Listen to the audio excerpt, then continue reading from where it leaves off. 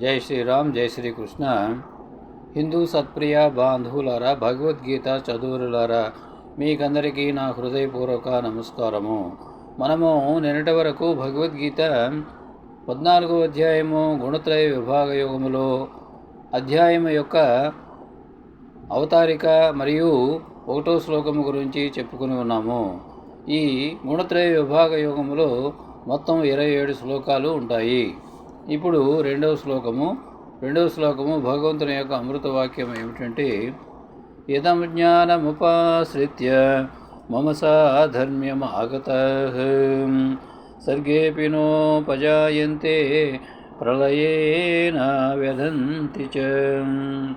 దీనికి తాత్పర్యం ఏమిటంటే, ఏ విధంగా ఆత్మజ్ఞానాన్ని సంపాదించేటువంటి సాధకుని యొక్క విశిష్ట లక్షణాల ఆ విధంగా ఆత్మజ్ఞానాన్ని చక్కగా తెలుసుకొని అందు స్థిరమైన వారు పరమాత్మ తత్వాన్ని చేరి కల్పారంభములో పుట్టరు, కల్పము యొక్క ఆరంభములో పుట్టరు, కల్పాంతములో మరణించరు, కల్పము అంతము చెందినప్పుడు మరణించరు. వారు సదా ఆ అనంత భావనలోనే, అంటే ఆ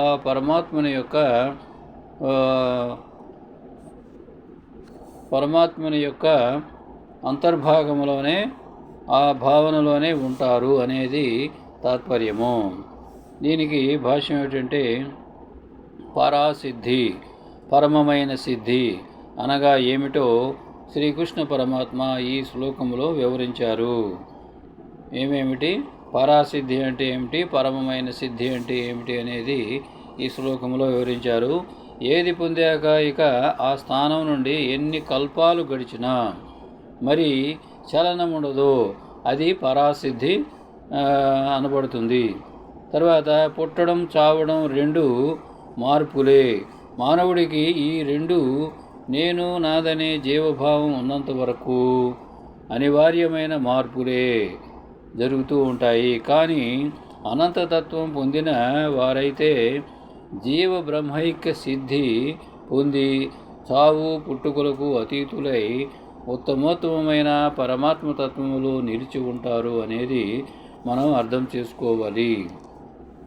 తరువాత చంచల ప్రకృతి అయిన జీవభావం గల మానవుల వల్లనే ఈ ప్రపంచమంతా నిండి ఉన్నదని ఈ క్రింది 2 శ్లోకాల ద్వారా శ్రీకృష్ణ పరమాత్మ, దేవాది దేవుడు, మహావిష్ణువు అర్జునుడితో పాటు సర్వమానవాళికి తెలియజేస్తున్నారు.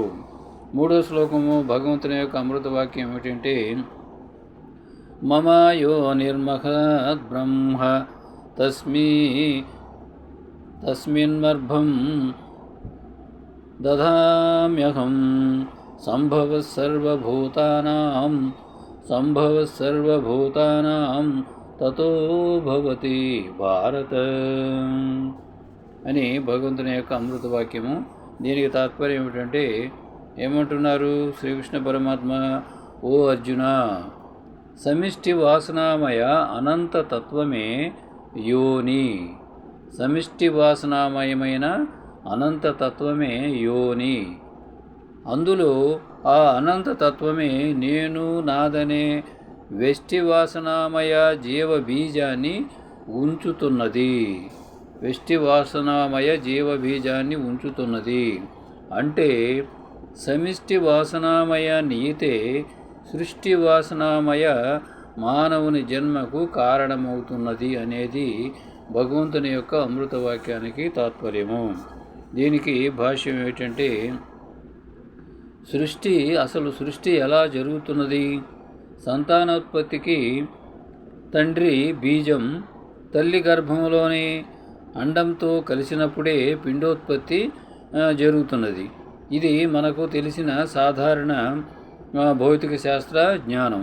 కానీ ప్రాణుల సృష్టి ఎలా జరుగుతున్నదో ఈ శ్లోకం నుండే పరమాత్మ ఆధ్యాత్మిక పరంగా వివరించబోతున్నారు. ఆ అనంత జ్ఞాన చైతన్య స్వరూప శాసకుడు ఆ పరమాత్మ సూర్య చంద్ర నక్షత్ర పంచమహాభూతాలు, సూర్య చంద్ర నక్షత్ర పంచమహాభూతాలు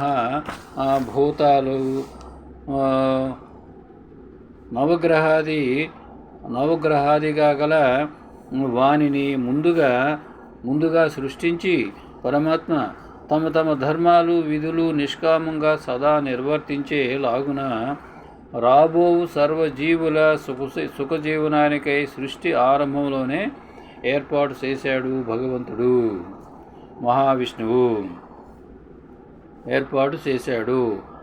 ఈ నీతే సమిష్టి వాసన అంటే ఈ పంచమహాభూతాలు నక్షత్రాలు నవగ్రహాది గల అన్నిటిని కూడా భగవంతుడు వీటన్నిటిని కూడా ఇవన్నీ కూడా సమిష్టి అంటే ఒకటి కంటే ఎక్కువగా ఉంటే సమిష్టి, ఒక్కటే ఉంటే వేష్టి అనేది అర్థం చేసుకోవాలి. ఈ నియమాన్ని సమిష్టి వాసన అంటారు. అలా ప్రాణులు పుట్టుకోకు ముందే నేను నాదనే స్వసంకల్పంతో పుట్టబోవు తన అంశాలకు కావలసిన గాలి, నీరు, ఆహారం ఆదిగా గల సకల సదుపాయాలు ఏర్పాటు చేసి తదుపరి జీవసృష్టి ఏకకణ జీవుల నుండి ప్రారంభించి వారి సదుపాయాలు ఏర్పాటు చేసి తదుపరి జీవసృష్టి ఏకకణ జీవుల నుండి ప్రారంభించి వారి కర్మఫలాలను అనుసరించి వారి కర్మఫలాలు అంటే వారు అంతకుముందు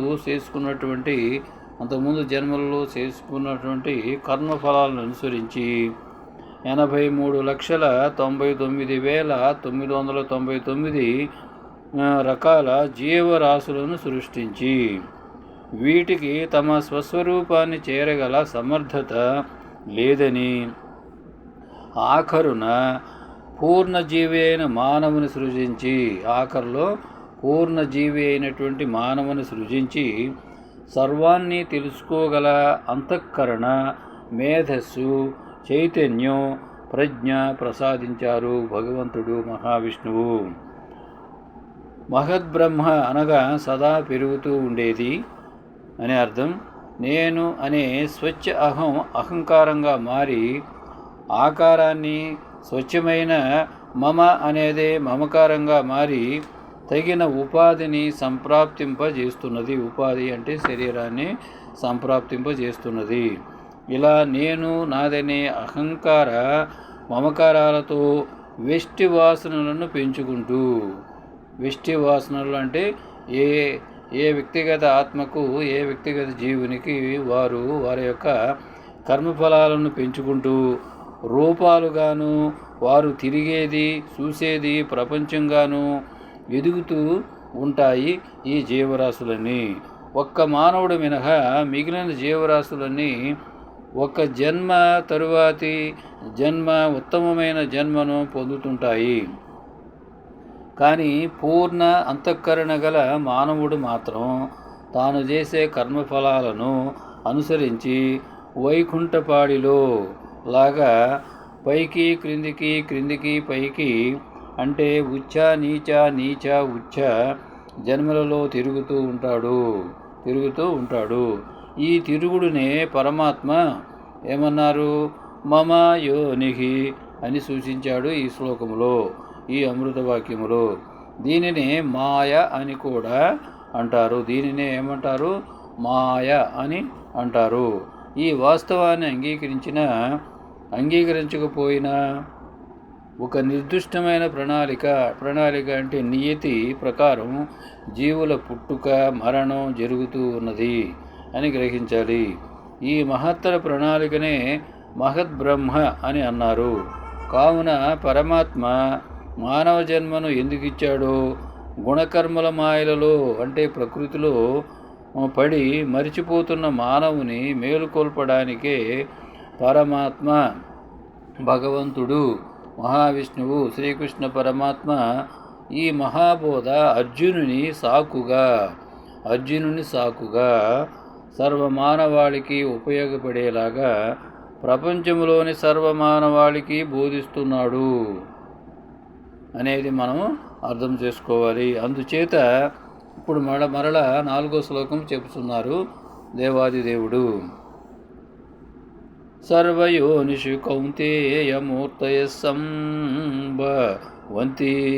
యాః తాసాం బ్రహ్మ మహద్యోని రహం బీజప్రద పిత అని అన్నారు. దీనికి తాత్పర్యం ఏంటంటే, ఓ కౌంతేయ, ఈ జగత్తులో గల సర్వప్రాణులు ఏ ఏ యోనుల నుండి ఏ ఏ రూపాలతో పుడుతున్నాయో, ఏ ఏ యోనుల నుండి ఏ ఏ రూపాలతో పుడుతున్నాయో వాటి పుట్టుకకు కారణం సమిష్టి వాసనలతో కూడిన ప్రకృతే తల్లి. అందు నేను నాదనే వెష్టి వాసనలనే బీజాన్నిచ్చే తండ్రే పరమాత్మ తత్వం, నియతి అని అనబడుతుంది అనేది తాత్పర్యము. దీనికి భాష్యం ఏంటంటే, పరమాత్మ యొక్క జ్ఞాన చైతన్యమే సమిష్టి వాసనలకు భిన్నంగా నేను నాదనే వెష్టి వాసనలతో కలిసి సర్వ ప్రాణుల పుట్టుకకు కారణమవుతున్నది. మరి మనకు జన్మనిచ్చే తల్లిదండ్రులెవరు? వారు లేకుండా మనము పుట్టమే. ఈ విషయాన్నే పరమాత్మ ఈ శ్లోకములో విశదపరుస్తున్నారు. ఏమని? భౌతికమైన జననీ జనకులిచ్చేది స్థూల శరీరాన్ని మాత్రమే. భౌతికమైన జననీ జనకులు అంటే తల్లిదండ్రులు ఇచ్చేది స్థూల శరీరాన్ని మాత్రమే. అంటే తండ్రి నుండి బద్ధజీవుడు గల శుక్ల బీజం తల్లి గర్భములోనికి చేరి అండంతో కలిసినప్పుడే పిండం ఏర్పడి తల్లి గర్భములో పెరుగుతున్నది. ఇక్కడ తండ్రి యొక్క ఏ శుక్ల కణములోనికి వాసనామయ జీవుడు ప్రవేశిస్తాడో ఆ బీజమే తల్లి అండంతో కలిసి ఫలదీకరణ చెంది కొంతకాలం తల్లి గర్భములో పెరిగి శిశువుగా పుడుతున్నది. ఈ స్థూల శరీరాన్ని తల్లి తండ్రి ఇస్తున్నారు. అంతేగాని ప్రాణి పుట్టుకకు మూల కారణమైన వాసనామయ బీజం గత జన్మలలో తాను చేసిన కర్మఫలాల ద్వారా మానవుడే ఈ బీజాన్ని సంపాదించుకుంటున్నాడు. ఈ క్రమమంతా పరమాత్మ యొక్క నిర్దిష్ట నీతి ప్రకారం జరుగుతున్నది. కావున మానవుడి యొక్క వాసనామయ బీజాన్ని తండ్రిలో ప్రవేశించేటట్లు, అంటే ప్రధానంగా తండ్రి తీసుకునే ఆహారం ద్వారానో, త్రాగే నీటి ద్వారానో, పీల్చే గాలి ద్వారానో ఆ అనంత తత్వ నీతే ఏర్పాటు చేస్తున్నది. అంటే ఆ పరమాత్ముడే ఏర్పాటు చేస్తున్నాడు. కావున ఆ అనంతతత్వమే, ఆ పరమాత్మే వాసనామయమైన సర్వ ప్రాణులకు తల్లి తండ్రి అని మనం తెలుసుకోవాలి. కానీ భౌతికమైన తల్లిదండ్రులు ఆ అనంతతత్వం కేవలం నిమిత్త మాత్రులే. ఆ అనంతతత్వం కేవలం నిమిత్త మాత్రులే. అన్నిటికీ బాధ్యుడు బద్ధజీవుడే. మానవ జన్మ పొందినందుకు, సంపూర్ణ అంతఃకరణ కలిగినందుకు, సంసారాన్ని తెంచడానికి, తన స్వస్వరూపమైన పరమాత్మలో చేరడానికి కానీ మనమే పూర్తి బాధ్యులం. మరి ఇప్పుడు ఆ వాసనలకు మూలమైన నేను నాదని జీవ ప్రకృతిని ఎలా గుణప్రాబల్యం వల్ల పెంచుకుంటున్నాడో పరమాత్మ వివరిస్తున్నాడు ఈ క్రింది శ్లోకాల్లో 5వ శ్లోకం నుండి. మనము ఇంతవరకు చెప్పుకున్నాము. జై శ్రీరామ్, జై శ్రీకృష్ణ, హరే కృష్ణ హరే కృష్ణ కృష్ణ కృష్ణ హరే హరే. శ్రీరామ జై రామ జయ జయ రామ, శ్రీకృష్ణ జయ కృష్ణ జయ జయ కృష్ణ. భగవద్గీత శరణం శరణం, రామపాదం శరణం శరణం, కృష్ణపాదం శరణం శరణం. భగవద్గీత అభయం అభయం, భారతదేశం శుభం శుభం, భగవద్గీత హిందూ జయం జయం. ఇట్లు భగవద్గీత హిందూ మిషన్, వెంకటరామ సేవక్. భారత్ మాతా की जय. जय हिंद.